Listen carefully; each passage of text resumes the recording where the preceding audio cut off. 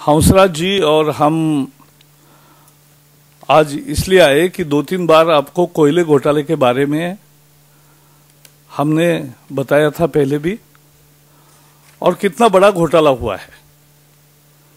2006 में जबकि सरकार का यह निर्णय हुआ कि अब आने वाले दिनों में नीलामी से कोयले खदानें दिए जाएंगे, तब उनको रुकना चाहिए था। और अगर अपवाद की स्थिति में देना था तो जिनके प्लांट्स रेडी है उनको देना था, लेकिन ऐसा नहीं हुआ और एक बहुत बड़े पैमाने पर कोल का ब्लॉक का आवंटन हुआ और उसको लेकर हंसराज आहिर लगातार उस स्थायी समिति में, और यहां भी हम बात करते थे। और इसलिए उन्होंने तो 2010 में सीएजी को लिखा था कि स्पेशल ऑडिट करें। अब हमें पता नहीं है कि सीएजी का रिपोर्ट अभी तक आया नहीं है तो किसके आधार पे उन्होंने किया, लेकिन इन्होंने तो 2010 में मांग की थी।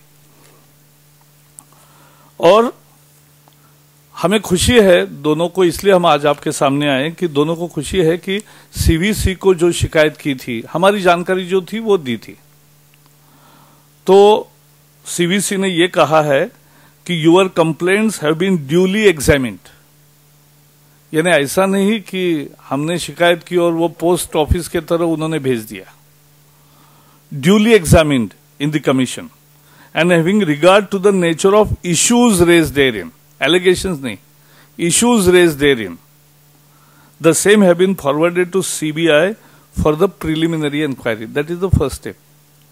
तो इसका हमें खुशी है। अब कैसे इंक्वायरी होती है वो हम देखेंगे और फिर कुछ अगर लगे तो जरूर बताएंगे, लेकिन आज इतना ही हमें कहना था, इसलिए आपको तकलीफ दिया। That we are happy that the CVC has taken cognizance of the complaint and efforts made by Hansraj Ahir and for years together, and they were duly examined by the commission, not that they had just forwarded. And then they decided to forward it, taking into consideration the nature of issues raised in our complaint. And that is what, and now it is over to CBI. So we'll wait for how CBI processes, and then we'll give our comment if necessary.